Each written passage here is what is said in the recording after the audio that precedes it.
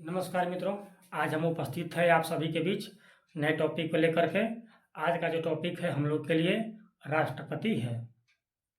राष्ट्रपति के बारे में हम लोग आज चुनाव प्रक्रिया, उनके बारे में और उनके योग्यता के बारे में और उनकी शपथ के बारे में हम लोग पढ़ेंगे। ठीक है, चलिए हम लोग शुरू करते हैं राष्ट्रपति के बारे में। राष्ट्रपति से संबंधित अनुच्छेद 52 से 78 तक है, जो कि संविधान के भाग 5 में स्थित है। ठीक है ना, अंकित है। और यह भारत के प्रथम नागरिक होते हैं और राज्य प्रमुख होते हैं।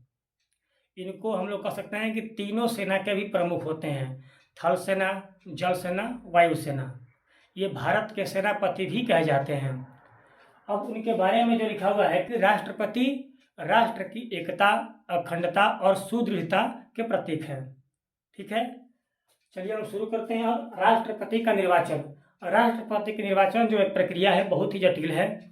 वो आम चुनाव की तरह नहीं होता है। हम लोग इसे प्रत्यक्ष वोट दे करके नहीं चुनते हैं, अर्थात जनता इन्हें प्रत्यक्ष वोट नहीं देती है, इसलिए इनको कहा जाता है राष्ट्रपति का जो चुनाव होता है ये अप्रत्यक्ष चुनाव होता है। ठीक है, यह निर्वाचन प्रक्रिया जो है आयरलैंड के संविधान से लिया गया है। ठीक है, राष्ट्रपति के पद के लिए उम्मीदवार की कुछ योग्यताएं होती हैं। योग्यताएं में पहली योग्यता है कि वो भारत का नागरिक होना चाहिए। अगर कोई व्यक्ति अगर भारत का नागरिक नहीं है तो राष्ट्रपति का चुनाव नहीं लड़ सकता। दूसरा, उसका उम्र जो है 35 वर्ष होना चाहिए। 35 वर्ष पूर्ण होगा तभी वो चुनाव लड़ सकता है, अर्थात इससे कम एज के जो व्यक्ति होते हैं वो राष्ट्रपति के चुनाव नहीं लड़ सकते हैं। और लोकसभा सदस्य निर्वाचित होने के योग्यता रखते हो। ठीक है, लास्ट जो है लाभ के पद पर न हो। तो लाभ का पद का मतलब होता है किसी भी सरकारी पद पर भी नहीं होना चाहिए उनको। ठीक है, और भी बहुत सारे इनमें लिमिटेशंस हैं, उनके बारे में हम लोग आगे देखेंगे। अब हम लोग देखते हैं राष्ट्रपति के उम्मीदवार बनने के लिए 50 प्रस्तावक अर्थात सांसद और 50 अनुमोदक यानी समर्थक की जरूरत पड़ती है।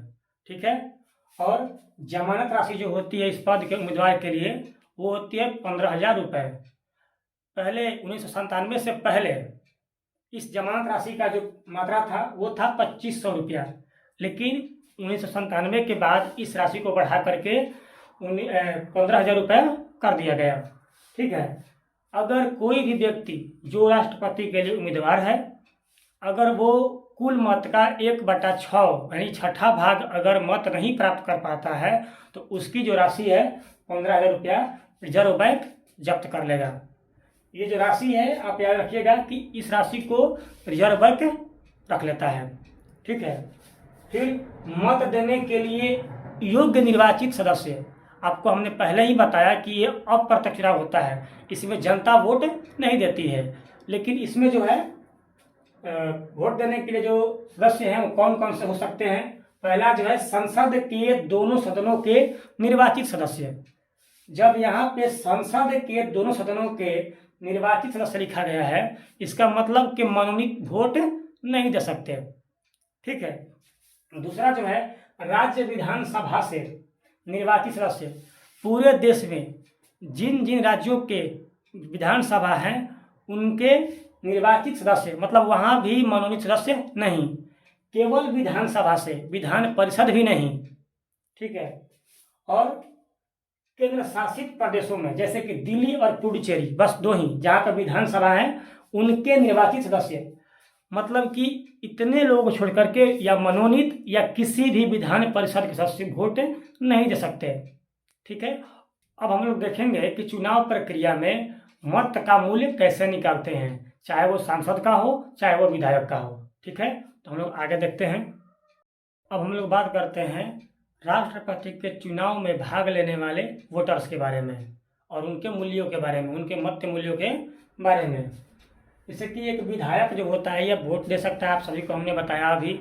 विधायक का जो होता है मत मूल्य माने वोट का जो वैल्यू होता है उसका होता है निकालने के लिए आप लोग उस राज्य का जनसंख्या, अगर किसी भी राज्य के विधायक का एक मत मूल्य निकालना है, वोट वैल्यू निकालना है, तो आप उस राज्य के कुल जनसंख्या में भाग कर दीजिए किससे, 1000 से, और उसमें गुना कर दीजिए उसी राज्य के विधानसभा के निर्वाचित सदस्यों की संख्या से, अर्थात कुल जनसंख्या जो है उस राज्य का, फिर बटा इसी राज्य के विधानसभा के निर्वाचित सदस्यों की संख्या गुना 1000। ठीक है, आपका ये वोट वैल्यू निकालने का एक विधायक का तरीका है। और दूसरा जो है एक सांसद का मत मूल्य निकालने का, एक सांसद का मत मूल्य निकालने का फॉर्मूला है सभी राज्यों के विधायकों के मतों का कुल मूल्य। मतलब कि जिस प्रकार से अभी किसी भी राज्य के एक विधायक का मूल्य निकाल सकते हैं मत का, ठीक है, उसी प्रकार सबका निकालने के बाद सभी विधानसभा जितने भी राज्य हैं भारत देश में, सबके निकालने के बाद सभी के मूल्यों का जोड़ बटा संसद के निर्वाचित सदस्यों की कुल संख्या, यानी कि राज्यसभा और लोकसभा दोनों के निर्वाचित सदस्य जो हैं उनके संख्या का कुल से जोड़ से भाग दे देना है। ठीक है, ये निकलने के बाद फिर है निश्चित मतों का भाग कुल वैध मत बटा 2 + 1, अर्थात जो कुल वैध मत है ना, उसके आधा से एक अधिक अगर कोई भी उम्मीदवार प्राप्त कर लेता है तो राष्ट्रपति के पद पर बैठ जाता है, यानी आसीन होता है। ठीक है, हम लोग बात करते हैं राष्ट्रपति पद के लिए जो उम्मीदवार चुन करके आते हैं अर्थात जीत करके आते हैं, उनकी नियुक्ति उच्चतम न्यायालय के मुख्य न्यायाधीश करते हैं। अर्थात हम कह सकते हैं कि राष्ट्रपति का नियुक्ति जो होता है मुख्य न्यायाधीश के द्वारा होता है, सुप्रीम कोर्ट के। ठीक है, और यही शपथ भी दिलवाते हैं राष्ट्रपति के। तो राष्ट्रपति का शपथ है इस प्रकार से है, मैं श्रद्धापूर्वक राष्ट्रपति पद का कार्यपालन करूंगा, संविधान और विधि का परिरक्षण, संरक्षण और प्रतिरक्षण करूंगा और भारत की जनता की सेवा और कल्याण में निरत रहूंगा। ठीक है, तो ये जो है शपथ है राष्ट्रपति के द्वारा लिया जाता है। चलिए हम लोग आगे बात करते हैं राष्ट्रपति के हटाने की प्रक्रिया, इसे कहते हैं हम लोग महाभियोग की प्रक्रिया। ठीक है, अब हम लोग देखेंगे राष्ट्रपति पर महाभियोग की प्रक्रिया। ये महाभियोग की प्रक्रिया जो है राष्ट्रपति को पद से हटाने के लिए है। ठीक है, राष्ट्रपति जो होता है वो मुख्यतः 5 सालों के लिए चुना जाता है, अर्थात उनकी पदावधि 5 साल की होती है। वो आगे भी चुनाव लड़ सकते हैं, इसमें कोई पाबंदी नहीं है, लेकिन वो समय से पहले भी उपराष्ट्रपति को अपना इस्तीफा सौंप सकते हैं। ठीक है, राष्ट्रपति जो है उनको हटाने के लिए एक प्रक्रिया जो है वो है महाभियोग की प्रक्रिया। और महाभियोग की प्रक्रिया लगाने का जो मुख्यतः कारण होता है वो होता है संविधान का उल्लंघन। अगर कोई राष्ट्रपति संविधान का उल्लंघन करता है तो उनको उस पद से हटाया जा सकता है। ठीक है, यह प्रस्ताव जो होता है उनके हटाने का जो प्रस्ताव होता है ये किसी भी सदन से, चाहे राज्यसभा हो या लोकसभा हो, दोनों सदनों में से किसी भी सदन से हम लोग प्रस्ताव को पेश कर सकते हैं।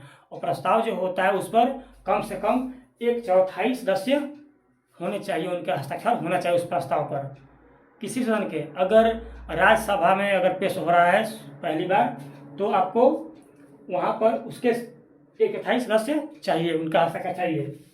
जब और लोकसभा में हो रहा है तो लोकसभा का हस्ताक्षर चाहिए, तो ये 1/4 का हस्ताक्षर जरूरी होता है। ठीक है, लेकिन और उसमें यह भी लिखा गया है कि इसे पारित करने के लिए दोनों सदनों में 2/3 बहुमत चाहिए। पेश करने के लिए तो भाई हो जाएगा, 1/4 पे काम चल जाएगा, लेकिन आपको अगर पारित करना है, महाभियोग को पारित करना है, तो दोनों सदनों से 2/3, अर्थात कि यहाँ पर हो जाएगा आपका 66% के आसपास। ठीक है ना, तो इसमें हो जाएगा। और यह भी है कि महाभियोग की प्रक्रिया चलती है, वो चलाने से पहले 14 दिन पहले आपको राष्ट्रपति को नोटिस भेजना होता है कि आप पर महाभियोग प्रक्रिया चलाई जाएगी, ताकि राष्ट्रपति अपना वक्तव्य रख सके, अपनी बात रख सके, अपना पक्ष रख सके।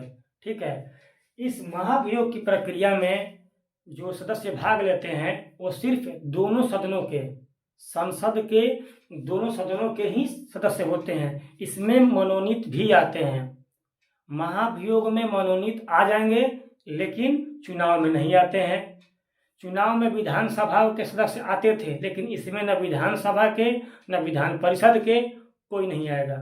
केवल और केवल संसद के दोनों सदनों के सदस्य होते हैं, चाहे वो मनोनीत हो या निर्वाचित हो महाभियोग के लिए।